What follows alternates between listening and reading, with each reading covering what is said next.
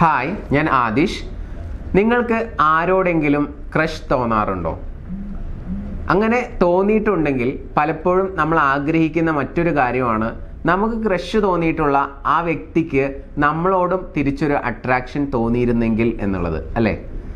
അപ്പോൾ അതിന് നമ്മൾ ചെയ്യേണ്ട കുറച്ച് കാര്യങ്ങളുണ്ട്, അല്ലെങ്കിൽ നമ്മൾ ശ്രദ്ധിക്കേണ്ട കുറച്ച് പ്രധാനപ്പെട്ട വിഷയങ്ങളുണ്ട്. അതെന്തൊക്കെയാണെന്നുള്ളത് നമുക്ക് ചർച്ച ചെയ്യാം. എല്ലാവർക്കും എൻ്റെ പുതിയ വീഡിയോയിലോട്ട് സ്വാഗതം. ഒന്നാമത്തെ കാര്യം എന്ന് പറയുന്നത്, നമ്മൾ അവരുടെ മുമ്പിൽ പ്രത്യക്ഷപ്പെടുന്ന സമയത്ത് വെൽ ഡ്രസ്ഡ് ആവുക എന്നുള്ളത് തന്നെയാണ്.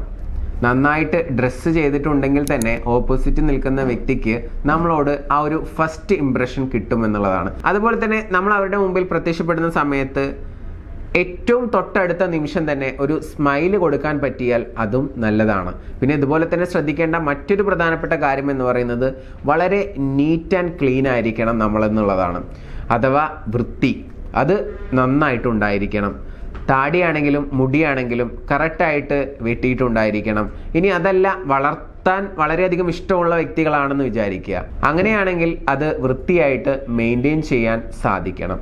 അപ്പോൾ നീറ്റ്നെസ് വേണം, അതുപോലെ തന്നെ നന്നായിട്ട് ഡ്രസ്സ് ചെയ്യണം. കൂടെ തന്നെ അവരെ കാണുന്ന സമയത്ത് ഒരു സ്മൈൽ കൊടുക്കാനും നമുക്ക് സാധിക്കണം. അപ്പോൾ തന്നെ നമുക്കൊരു ഫസ്റ്റ് ഇംപ്രഷൻ കിട്ടുമെന്നുള്ളതാണ്.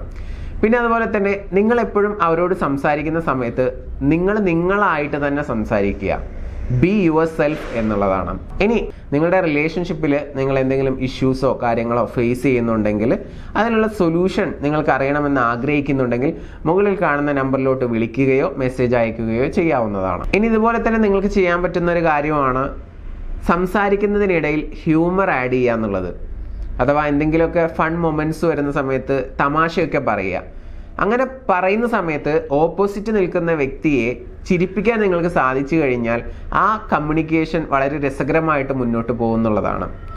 അതുപോലെ തന്നെ അവരെന്തെങ്കിലും വിഷയത്തെപ്പറ്റി സംസാരിക്കുന്ന സമയത്ത് നിങ്ങളത് നന്നായിട്ട് ശ്രദ്ധിച്ചിരിക്കുക എന്നുള്ളതാണ്. ശ്രദ്ധിച്ചിരിക്കുന്നതിൻ്റെ ചില ഗുണങ്ങൾ എന്ന് പറയുന്നത്, അവരെ നോക്കിയിരിക്കുക, ഐ കോണ്ടാക്ട് കറക്റ്റായിട്ട് മെയിൻറ്റെയിൻ ചെയ്യുക. പിന്നെ അതുപോലെ തന്നെ അവർ സംസാരിക്കുന്ന സമയത്ത് നമ്മൾ കേൾക്കുന്നുണ്ട് എന്നുള്ളത് അവർക്ക് എങ്ങനെയാണ് മനസ്സിലാവുക? നമ്മൾ തലയാട്ടും, അല്ലേ? അപ്പോൾ ആ ഒരു പോസിറ്റീവായിട്ടുള്ള രീതിയിലുള്ള റെസ്പോൺസ് നിങ്ങളുടെ ഫേസിൽ നിന്നും തലയാട്ടലിൽ നിന്നും നിങ്ങളുടെ നോട്ടത്തിൽ നിന്നും ഒക്കെ അവർക്ക് കിട്ടണം. അതുപോലെ തന്നെ അവർ സംസാരിക്കുന്ന സമയത്ത് ഇടയിൽ കയറി സംസാരിക്കാതിരിക്കുക. ചുരുക്കി പറഞ്ഞാൽ നല്ലൊരു ലിസണർ ആവാൻ സാധിച്ചു കഴിഞ്ഞാൽ തീർച്ചയായിട്ടും ഓപ്പോസിറ്റ് നിൽക്കുന്ന വ്യക്തിക്ക് നിങ്ങളോടും ഒരു അട്രാക്ഷൻ തോന്നും എന്നുള്ളതാണ്. പിന്നെ അതുപോലെ തന്നെ സ്വാഭാവികമായിട്ടും നിങ്ങൾ എന്താണ്, ആരാണ്, നിങ്ങൾക്ക് എന്തൊക്കെ കാര്യങ്ങളാണ് ഇഷ്ടമുള്ളത്, ഇതൊക്കെ അറിയാൻ അവർക്കൊരാഗ്രഹം ഉണ്ടായിരിക്കും. അപ്പോൾ അതിൻ്റെ ഭാഗമായിട്ട് നിങ്ങൾ എന്ത് ചെയ്യുന്നു എന്നുള്ളത് നിങ്ങൾക്ക് പറയാം. അഥവാ നിങ്ങളിപ്പോൾ എന്തെങ്കിലും കരിയറിൽ ഫോക്കസ് ചെയ്യുന്നുണ്ടെങ്കിൽ, അല്ലെങ്കിൽ ബിസിനസ് ചെയ്യുന്ന ആളാണെന്നുണ്ടെങ്കിൽ, അങ്ങനെയുള്ള കാര്യങ്ങൾ, നിങ്ങളുടെ പാഷനെ കുറിച്ച് ജസ്റ്റ് ഒന്ന് പറയുക.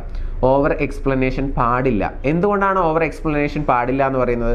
ഓവറായിട്ട് പറയുമ്പോൾ ഇയാൾ സ്വയം പൊക്കി പറയുന്ന ഒരാളാണെന്ന് മേ ബി വിചാരിക്കും. നമ്മുടെ ആ ഒരു ഇംപ്രഷൻ അതോട് കൂടിയിട്ട് പോവും.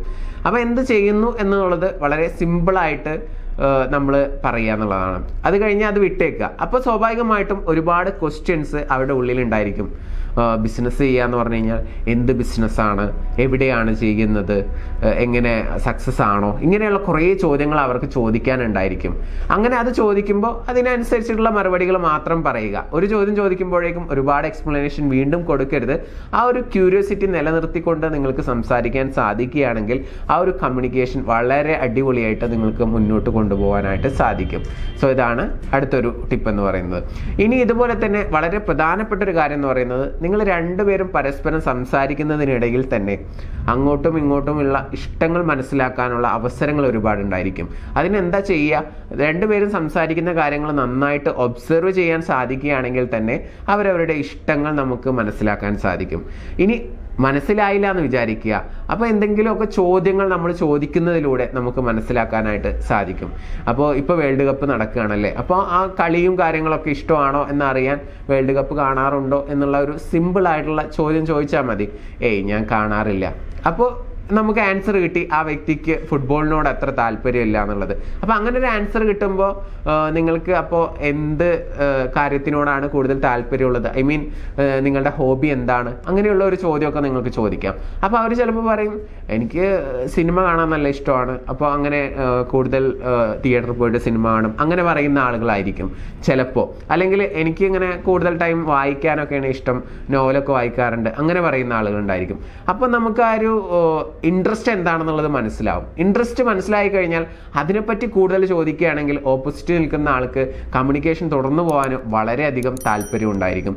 അപ്പോൾ സ്വാഭാവികമായിട്ടും ആ ക്രഷിന് എന്തൊക്കെയാണോ ഇഷ്ടങ്ങൾ എന്നുള്ളത് മനസ്സിലാക്കി കഴിഞ്ഞാൽ അതുമായി ബന്ധപ്പെട്ടുള്ള കാര്യങ്ങൾ സംസാരിക്കുമ്പോൾ അവർക്ക് നിങ്ങളോട് സംസാരിക്കുമ്പോൾ ഒരു റിലാക്സേഷനും അതോടൊപ്പം തന്നെ നല്ലൊരു കൂട്ട് കിട്ടിയ ഒരു ഫീലും അതുപോലെ തന്നെ നിങ്ങളോടൊരു അട്രാക്ഷനൊക്കെ തോന്നാനുള്ള ചാൻസ് വളരെയധികം കൂടുതലാണ്. അപ്പോൾ ഇത്രയും കാര്യങ്ങളൊക്കെ ശ്രദ്ധിച്ചുകൊണ്ട് നിങ്ങൾക്ക് മുന്നോട്ട് പോകാവുന്നതാണ്. അപ്പോൾ ഇന്നത്തെ വീഡിയോയിലൂടെ നമ്മൾ ചർച്ച ചെയ്തിട്ടുള്ള കാര്യങ്ങളൊക്കെ നിങ്ങൾക്ക് ഇഷ്ടപ്പെട്ടാൽ വീഡിയോ ലൈക്ക് ചെയ്യുക. ആദ്യമായിട്ടാണ് ചാനൽ കാണുന്നതെങ്കിൽ ചാനൽ സബ്സ്ക്രൈബ് ചെയ്യുക. മറ്റുള്ള ആളുകളിലോട്ട് മാക്സിമം ഷെയർ ചെയ്യുക. നിങ്ങൾക്ക് എന്നോട് എന്തെങ്കിലും ചോദിക്കാനുണ്ടെങ്കിൽ താഴെ കമൻറ്റ് ചെയ്യുക.